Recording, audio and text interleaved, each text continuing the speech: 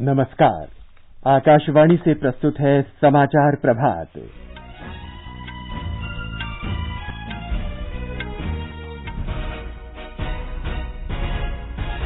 प्रधानमंत्री नरेंद्र मोदी आज सुबह 11 बजे देश में कोविड की स्थिति के बारे में मंत्रिपरिषद की बैठक की अध्यक्षता करेंगे।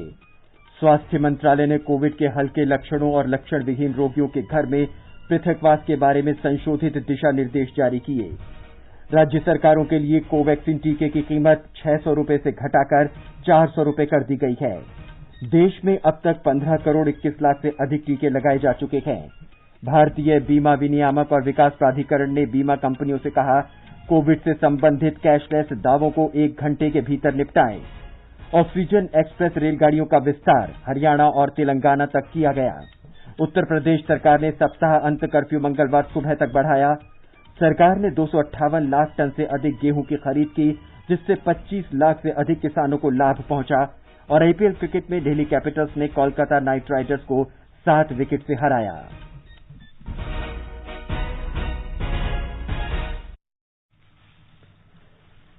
कोविड मरीजों की संख्या फिर से बढ़ रही है। श्रोताओं से अपील है कि कोई भी कोताही न बरतें, सुरक्षा के सभी उपायों का पालन करें और 18 वर्ष से अधिक आयु के सभी लोग निसंकोच टीका लगवाएं। 18 से 44 वर्ष के आयु वर्ग के लोगों का टीकाकरण 1 मई से शुरू होगा। 3 आसान उपायों का पालन करें और सुरक्षित रहें। मास्क पहनें, 2 गज दूरी है जरूरी, सुरक्षित दूरी बनाए रखें, हाथ और मुंह साफ रखें। और अब समाचार विस्तार से। देश में कोविड की स्थिति के बारे में मंत्रिपरिषद की आज बैठक होगी, जिसकी अध्यक्षता प्रधानमंत्री नरेंद्र मोदी करेंगे। ये बैठक वीडियो कॉन्फ्रेंस के माध्यम से सुबह 11 बजे होगी। कोविड महामारी की दूसरी लहर के बाद मंत्रिपरिषद की ये पहली बैठक होगी। बैठक के दौरान देश में तीसरे चरण के टीकाकरण अभियान सहित कई अन्य मुद्दों पर विचार विमर्श किया जाएगा। तीसरे चरण में 18 से 45 आयु वर्ग के लोगों को टीका लगाने के लिए पंजीकरण जारी है। एक रिपोर्ट।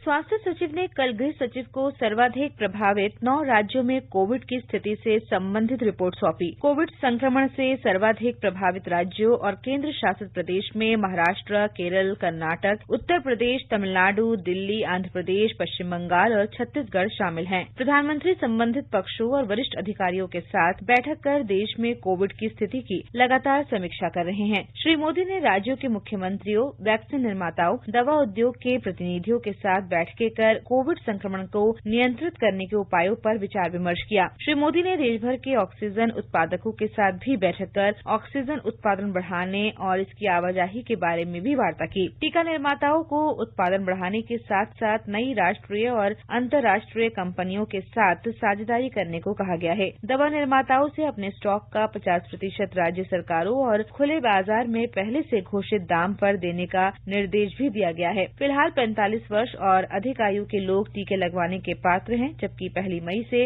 18 वर्ष या अधिक आयु के लोगों को टीके लगाए जाएंगे। इसके लिए कोविन पोर्टल और आरोग्य सेतु ऐप पर पंजीकरण शुरू हो चुका है। समाचार कक्ष से फरहत नाज। केंद्रीय स्वास्थ्य मंत्रालय ने कोविड के हल्के लक्षणों और लक्षण विहीन रोगियों के घर में पृथकवास के बारे में संशोधित दिशा निर्देश जारी किए हैं। उपचार की दृष्टि से हल्के लक्षण या लक्षण रहित संक्रमित व्यक्ति को घर में ही पृथक रखने की अनुशंसा की गई है। लक्षण रहित रोगियों में वो शामिल हैं जिनका ऑक्सीजन स्तर 94% से अधिक है, लेकिन उन्हें कोई लक्षण नहीं है और इसकी पुष्टि प्रयोगशाला द्वारा की गई है। हल्के लक्षण वाले रोगियों में वो शामिल हैं जिन्हें सांस लेने में कोई कठिनाई नहीं है और जिनका ऑक्सीजन स्तर 94% से अधिक है। ऐसे रोगियों को घर में अलग रखकर उपचार की अनुशंसा की गई है। एक रिपोर्ट। स्वास्थ्य मंत्रालय की ओर से जारी संशोधित दिशा निर्देशों के अनुसार कोरोना से पीड़ित वैसे रोगी जिनमें बीमारी के कोई लक्षण नहीं दिखाई दे रहे हैं, उन्हें एक अलग कमरे में रहना चाहिए और घर के अन्य सदस्यों से दूर रहना चाहिए। इसके अलावा उन्हें एक ऐसे कमरे में अकेले रहना चाहिए जो हवादार हो और उन्हें हर समय 3 सतहों वाला मास्क का उपयोग करना चाहिए। रोगियों को सलाह दी गई है कि वह अपनी निगरानी खुद करें और लगातार ऑक्सीजन का लेवल मापते रहें। अगर उनका स्वास्थ्य बिगड़ता है तो उन्हें जल्द से जल्द डॉक्टर से संपर्क करने की सलाह दी गई है। स्वास्थ्य मंत्रालय ने यह भी कहा है कि रेमडेसिविर दवा का उपयोग डॉक्टर की सलाह पर ही करें और किसी भी हालत में इसका उपयोग घर पर नहीं करें। इन दिशा निर्देशों के अनुसार होम आइसोलेशन में रह रहे लोगों को डिस्चार्ज तभी माना जाएगा जिस दिन उनकी कोरोना की जांच की गई हो, उस दिन से कम 10 दिन पूरे हो गए हों या उन्हें 3 दिनों तक कोई बुखार नहीं आया हो। मंत्रालय ने कहा कि ऐसे बिना लक्षण वाले लोगों को 10 दिन का समय समाप्त होने के बाद कोरोना जांच की कोई जरूरत नहीं है। दीपेंद्र कुमार, आकाशवाणी समाचार, दिल्ली। केंद्र ने कहा कि इस वर्ष 31 मई तक पूरे देश में कोरोना संबंधी दिशा निर्देशों का सख्ती से पालन किया जाएगा। गृह मंत्रालय ने सभी राज्यों से कहा है कि वो आपदा प्रबंधन कानून के अंतर्गत स्थिति का आकलन कर कोविड को नियंत्रित करने के उपाय लागू करें। इससे पहले स्वास्थ्य मंत्रालय ने भी राज्यों से उन जिलों की पहचान करने को कहा था जहां संक्रमण की दर 10% से अधिक है अथवा जहां अस्पतालों में 60% से अधिक बिस्तर भरे हैं। ऑक्सीजन एक्सप्रेस के संचालन का विस्तार अब हरियाणा और तेलंगाना में भी कर दिया गया है। अब तक इस रेल सेवा का उपयोग महाराष्ट्र, उत्तर प्रदेश, मध्य प्रदेश और दिल्ली के लिए किया जा रहा था। ऑक्सीजन की त्वरित आवश्यकता को ध्यान में रखते हुए लोडिंग संयंत्र से तरल ऑक्सीजन की ढुलाई के लिए 3 और रेलगाड़ियों की सेवा ली जा रही है। अगले 24 घंटों में रेल से तरल ऑक्सीजन की ढुलाई की मात्रा 640 टन तक हो जाएगी। ओडिशा के अंगुल से 2 टैंकरों को लेकर पहली ऑक्सीजन एक्सप्रेस हरियाणा पहुंच रही है। उधर तेलंगाना सरकार के अनुरोध पर अंगुल से 5 खाली टैंकरों को लेकर एक ट्रेन आज सिकंदराबाद पहुंच रही है। इस बीच उत्तर प्रदेश में लखनऊ और वाराणसी के लिए कल 5 टैंकरों में 76 टन से अधिक तरल ऑक्सीजन की आपूर्ति की गई। 4 टैंकरों में 33 टन से अधिक ऑक्सीजन लेकर एक और रेलगाड़ी आज लखनऊ पहुंच रही है। रेलवे सभी जरूरतमंद राज्यों को ऑक्सीजन उपलब्ध कराने के लिए तैयार है। मौजूदा व्यवस्था के अनुसार राज्य सरकारें रेलवे को खाली टैंकर उपलब्ध कराती हैं, जिन्हें भरकर राज्य सरकारों को भेज दिया जाता है। नागरिक उड्डयन मंत्री हरदीप सिंह पुरी ने बताया कि अमेरिका से ऑक्सीजन के 600 कंसंट्रेटर्स दिल्ली हवाई अड्डे पहुंच गए हैं। स्पाइस जेट की मालवाहक सेवा स्पाइस एक्सप्रेस से कल हांगकांग से 1000 ऑक्सीजन कंसंट्रेटर्स दिल्ली लाए गए। पिछले 2 सप्ताह में स्पाइस जेट के जरिए 2000 से ज्यादा ऑक्सीजन कंसंट्रेटर्स लाए गए हैं। इससे पहले श्री पुरी ने बताया कि एयर इंडिया के जरिए ऑक्सीजन कंसंट्रेटर्स की पहली खेप जर्मनी से पहुंच चुकी है। विदेश मंत्रालय ने कहा है कि देश में कई चिकित्सा उपकरणों और दवाइयों की जरूरतें पूरी करने के लिए 40 देशों ने भारत की सहायता के लिए हाथ बढ़ाया है। विदेश सचिव हर्षवर्धन श्रृंगला ने कल नई दिल्ली में कहा कि विभिन्न देशों से चिकित्सा उपकरणों और दवाइयों की खेप भारत पहुंचनी शुरू हो गई है। विदेश सचिव ने कहा कि अमेरिका ने महामारी से संघर्ष में भारत की मदद करने का वायदा किया है। श्री श्रृंगला ने बताया कि अमेरिका से 3 उड़ानें 1 हफ्ते के अंदर भारत आने के लिए तैयार हैं। उन्होंने कहा कि ऑक्सीजन उत्पादक उपकरणों और ऑक्सीजन सिलेंडरों से लदे 2 विमान कल भारत पहुंचेंगे। संयुक्त अरब अमारात से वेंटिलेटरों और फेविपिरावीर दवाइयों के साथ मालवाहक विमान आज रात पहुंचेगा। विदेश सचिव ने कहा कि तरल ऑक्सीजन की आपूर्ति सरकार की सर्वोच्च प्राथमिकताओं में से एक है। 500 से अधिक ऑक्सीजन उत्पादक संयंत्र और 4000 ऑक्सीजन कंसंट्रेटर कुछ दिनों में भारत पहुंच जाएंगे। श्री श्रृंगला ने यह भी बताया कि विश्व की कई दवा उत्पादक कंपनियों ने भी रेमडेसिविर, टोसिलीजुमाब और फेविपिरावीर जैसी दवाइयां देने का भरोसा दिया है। भारत बायोटेक ने राज्य सरकारों के लिए कोवैक्सीन टीके की कीमत कम कर दी है। अब राज्य सरकारों को पहले घोषित प्रति डोज 600 रुपये की बजाय 400 रुपये देने होंगे।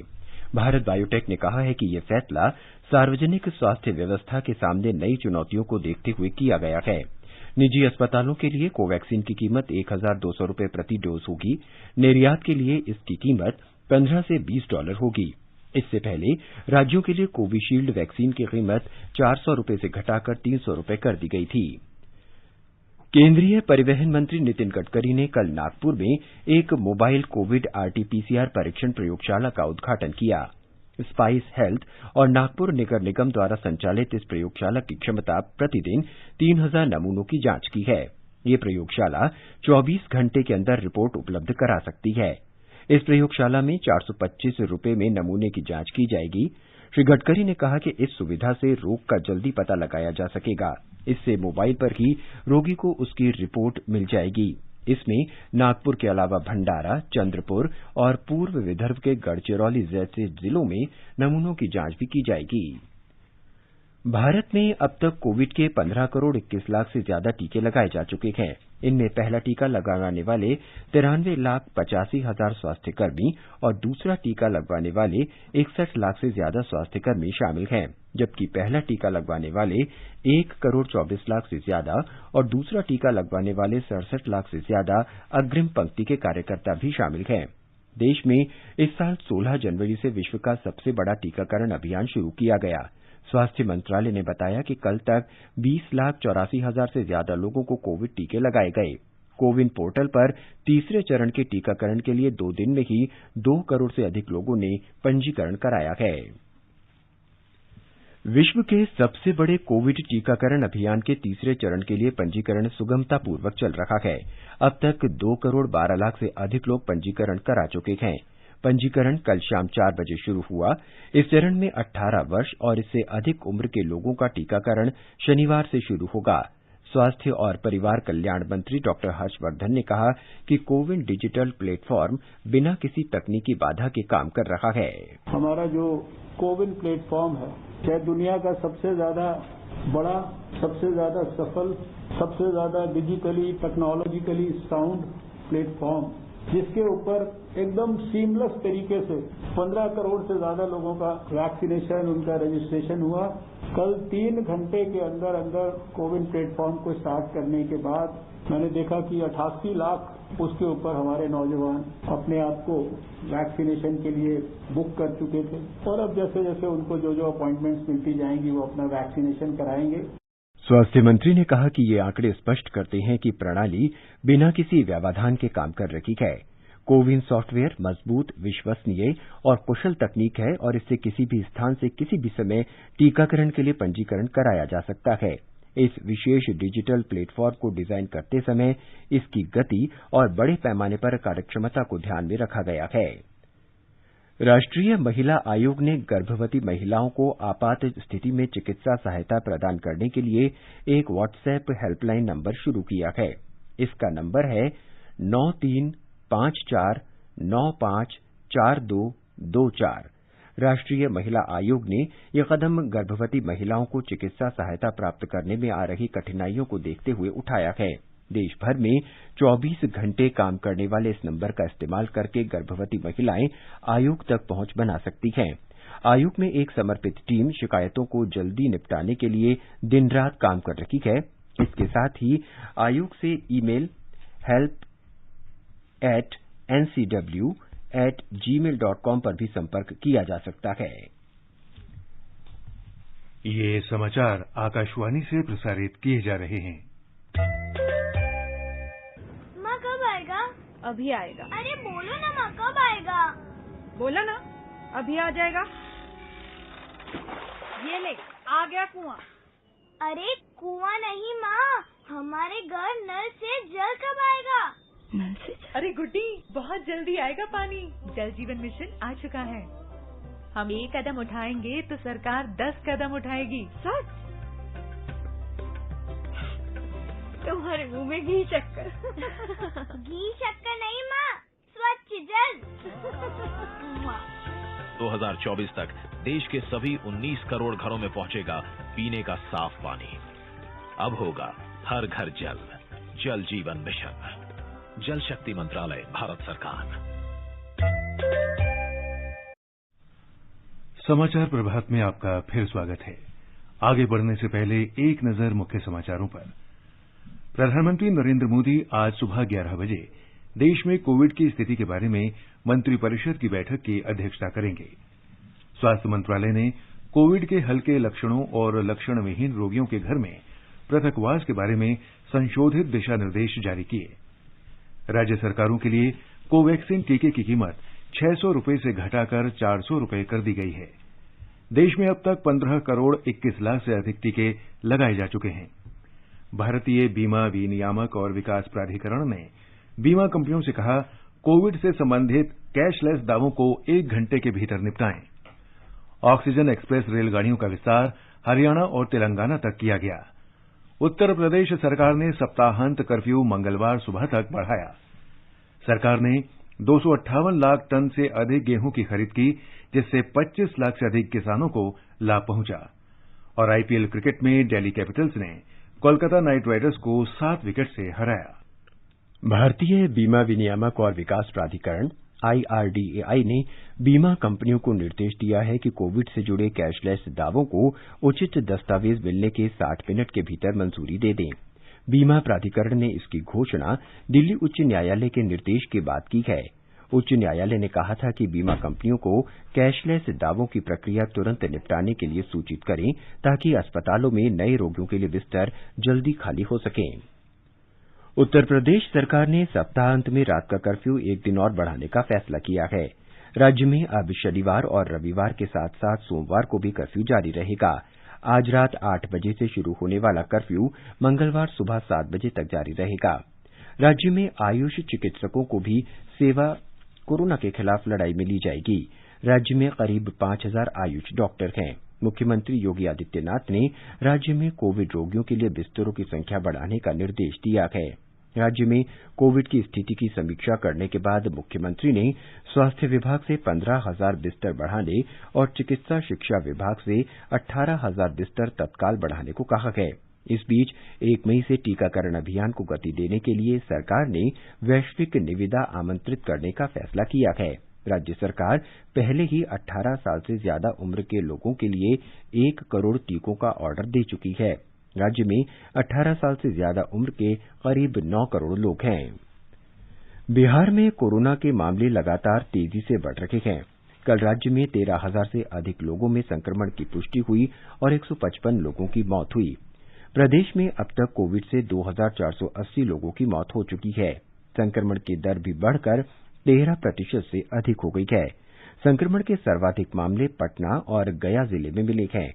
राज्य में इस समय कोरोना के सक्रिय मामलों की संख्या 1 लाख के आंकड़े को पार कर गई है, जबकि 3,52,000 से अधिक लोग संक्रमण मुक्त हो चुके हैं।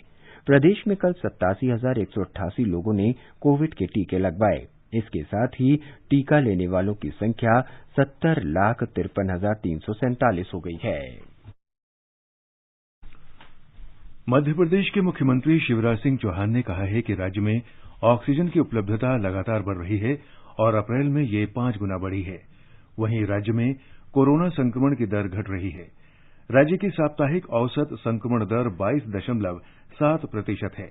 ब्यौरा हमारी संवाददाता से। प्रदेश में कल 12,762 नए मामले सामने आए हैं। वहीं 13,363 रोगी संक्रमण से स्वस्थ हुए हैं। मरने वालों की कुल संख्या बढ़कर 5,519 हो गई है। कोरोना के सक्रिय मरीजों की संख्या में कमी आई है। प्रदेश में कोरोना के एक्टिव मरीजों की संख्या 94,000 से अधिक हो गई थी, जो अब 92,077 रह गई है। भोपाल में सर्वाधिक 1,811 नए प्रकरण आए हैं। वहीं इंदौर में 1,789 और ग्वालियर में 920 नए मामले दर्ज किए गए हैं। इस बीच मुख्यमंत्री शिवराज सिंह चौहान ने कहा है कि प्रदेश में ऑक्सीजन की आपूर्ति के लिए समेकित प्रयासों से अल्प समय में मध्य प्रदेश को आवश्यकता अनुसार ऑक्सीजन मिलना शुरू हो गई है। पूजा पी वर्धन, आकाशवाणी समाचार, भोपाल।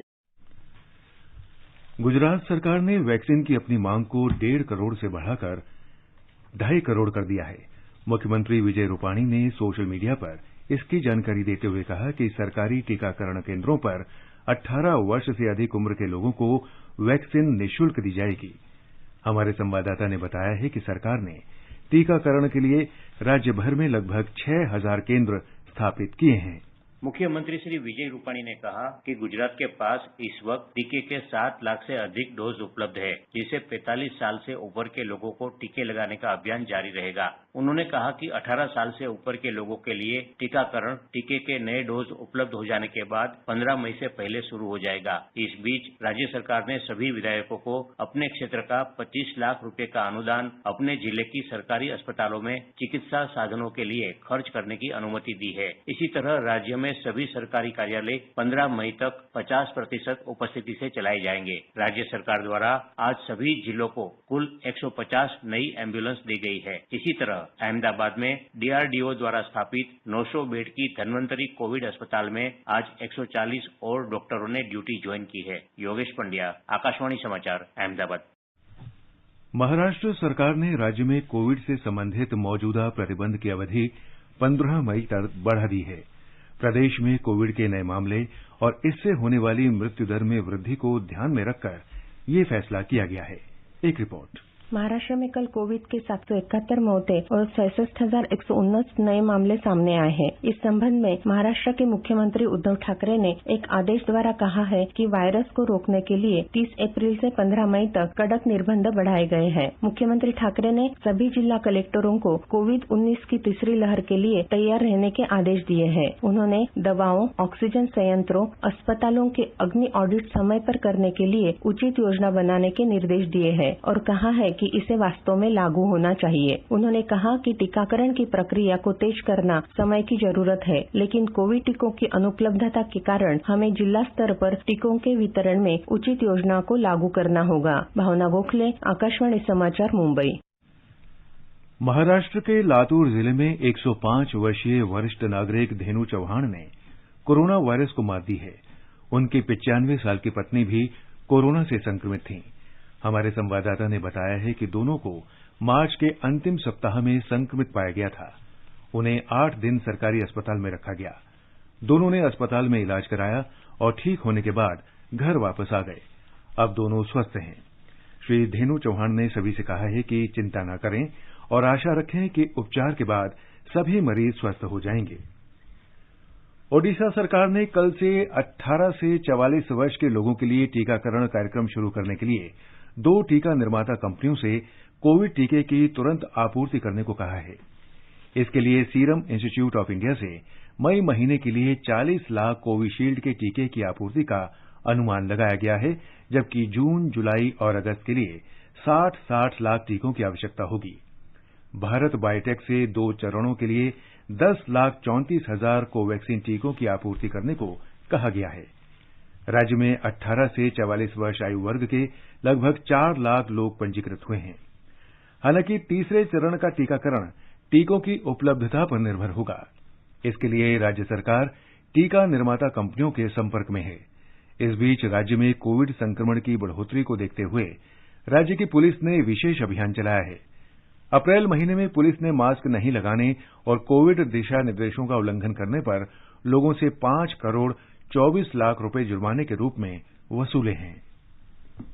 तमिलनाडु में कल 17,000 से अधिक लोगों में कोरोना की पुष्टि हुई और 100 से अधिक लोगों की मौत हो गई। कल तक राज्य में कोरोना मरीजों की संख्या 1,12,000 से अधिक थी।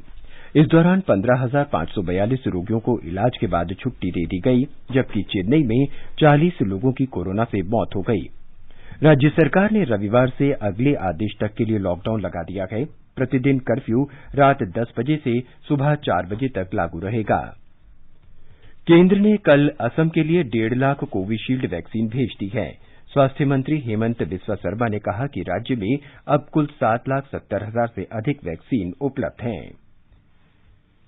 दिल्ली में कल 24,235 लोगों में कोविड संक्रमण की पुष्टि हुई। इसके साथ ही राष्ट्रीय राजधानी में इस महामारी से संक्रमित होने वालों की संख्या 11,22,000 से अधिक हो गई है। दिल्ली सरकार ने कहा है कि उपचार के बाद 10 लाख से अधिक रोगी स्वस्थ हो चुके हैं। कल 25,163 रोगी ठीक हुए, जबकि 395 लोगों की मौत हुई। राष्ट्रीय राजधानी में इस महामारी से अब तक 15,772 रोगियों की मौत हो चुकी है। फिलहाल 97,977 रोगियों का इलाज चल रहा है। दिल्ली में कल 31,761 लोगों को कोविड का टीका लगाया गया। अब तक दिल्ली में 31 लाख से अधिक लोगों को टीका लगाया जा चुका है। उत्तराखंड में कोरोना संक्रमण में बढ़ोतरी के कारण चारधाम यात्रा रद्द कर दी गई है। मुख्यमंत्री तीरथ सिंह रावत ने कल देहरादून में संवाददाताओं को बताया कि चारों धामों के लिए वेब पोर्टल निर्धारित कार्यक्रम के अनुसार खुलेंगे। चारों धामों के तीर्थ पुरोहित और पुजारी पहले की तरह विधि विधान से पूजा संपन्न कराएंगे, लेकिन श्रद्धालुओं को भाग लेने की अनुमति नहीं होगी। गंगोत्री, यमुनोत्री, केदारनाथ और बद्रीनाथ के पोर्टल अगले महीने खुलेंगे। चालू रबी मौसम में राज्यों में गेहूं की खरीद सुचारू रूप से की जा रही है। उपभोक्ता कार्य मंत्रालय के अनुसार इस वर्ष न्यूनतम समर्थन मूल्य पर अब तक 258 लाख टन से अधिक गेहूं की खरीद की जा चुकी है। इससे पंजाब, हरियाणा, उत्तर प्रदेश, मध्य प्रदेश, राजस्थान, उत्तराखंड, चंडीगढ़, हिमाचल प्रदेश, दिल्ली, गुजरात, जम्मू और कश्मीर के 25 लाख से अधिक किसानों को लाभ हुआ है। मंत्रालय के अनुसार पिछले वित्त वर्ष के खरीफ मौसम में न्यूनतम समर्थन मूल्य पर 715 लाख टन से अधिक धान की खरीद की गई थी। इसके लिए 1 करोड़ 7 लाख से अधिक किसानों को 1,35,000 करोड़ रुपए का भुगतान किया गया है। असम में जल जीवन मिशन के अंतर्गत वर्तमान वित्त वर्ष में पेयजल आपूर्ति के लिए 30 लाख से अधिक नल कनेक्शन लगाए जाएंगे। जल शक्ति मंत्रालय ने कहा है कि असम सरकार ने वर्ष 2021-22 के लिए राष्ट्रीय समिति के समक्ष राज्य की वार्षिक योजना प्रस्तुत की है। वीडियो कॉन्फ्रेंस से हुई समिति की बैठक की अध्यक्षता पेयजल और स्वच्छता विभाग के सचिव ने की। असम में ग्रामीण परिवारों की संख्या 63 लाख से अधिक है, जिनमें से लगभग 11% परिवारों को नल से पानी की आपूर्ति की जा रही है। राज्य सरकार ने वर्ष 2024 तक हर घर को नल से जल पहुंचाने की योजना बनाई है। और अब खेल समाचार। आईपीएल में कल रात अहमदाबाद के नरेंद्र मोदी स्टेडियम में पृथ्वी शॉ के शानदार 81 गेंद में 82 रन की बदौलत दिल्ली कैपिटल्स ने कोलकाता नाइट राइडर्स को 7 विकेट से हरा दिया। कोलकाता नाइट राइडर्स के 154 रन के जवाब में दिल्ली ने शानदार शुरुआत की। सलामी बल्लेबाज पृथ्वी शॉ ने शिवम मावी के पहले ओवर में 6 चौके लगाकर अपने इरादे बता दिए। शॉ ने 11 चौके और 3 छक्के की मदद से 41 गेंद में 82 रन बनाए, जबकि शिखर धवन ने 47 गेंद में 46 रन की पारी खेली। दिल्ली ने यह लक्ष्य 17वें ओवर में ही हासिल कर लिया। कुल 10 अंकों के साथ दिल्ली अब अंक तालिका में दूसरे पायदान पर है। इससे पहले आंद्रे रसेल के 27 गेंद में नाबाद 43 रन की बदौलत कोलकाता नाइट राइडर्स ने 20 ओवर में 6 विकेट पर 154 रन बनाए। इससे पहले एक अन्य मुकाबले में दिल्ली के अरुण जेटली स्टेडियम में मुंबई को लगातार 2 हार के बाद जीत का स्वाद मिला। मुंबई इंडियंस ने राजस्थान रॉयल्स को 7 विकेट से हराया। ये समाचार हमारी वेबसाइट newsonair.com/hindi पर भी उपलब्ध हैं। और अभी अब आज के समाचार पत्रों में क्या खास है। नवीन पश्चिम बंगाल में आखिरी चरण की वोटिंग के बाद एग्जिट पोल के नतीजे सभी अखबारों ने अपने पहले पन्ने पर प्रकाशित किए हैं। पंजाब केसरी लिखता है, बंगाल में कांटे की टक्कर, 2 मई को है काउंटिंग। दैनिक जागरण ने दिया है, एग्जिट पोल में भाजपा को बढ़त, कांग्रेस हर मोर्चे पर पस्त। वहीं नवभारत टाइम्स की खबर है, ममता को थोड़ी बढ़त, तमिलनाडु में डीएमके और केरल में चौंका सकता है लेफ्ट। दैनिक ट्रिब्यून ने अपने पहले पन्ने पर सुर्खी दी है, महामारी से राहत देगी मलेरिया की आयुर्वेदिक दवा आयुष 64। राष्ट्रीय सहारा लिखता है, आयुष 64 दवा कोरोना के हल्के से मध्यम मामलों के उपचार में उपयोगी। लोकसत्य में राहत की खबर शीर्षक से है, 6 राज्यों व केंद्र शासित प्रदेशों में कम हुए कोरोना के सक्रिय मामले। पूरी दुनिया में कहर मचा रहे कोरोना की दूसरी लहर के बीच एक अच्छी खबर भी है। हिंदुस्तान सुकून शीर्षक से लिखता है, बच्चों के लिए जून तक आ जाएगा कोरोना का टीका। नवभारत टाइम्स सेना प्रमुख के हवाले से लिखता है, सैन्य अस्पतालों के दरवाजे आम लोगों के लिए खुले। जनसत्ता ने दिया है, आईआईटी बॉम्बे ने निकाला सरल और त्वरित समाधान, नाइट्रोजन इकाई को ऑक्सीजन में बदलने में मिली कामयाबी।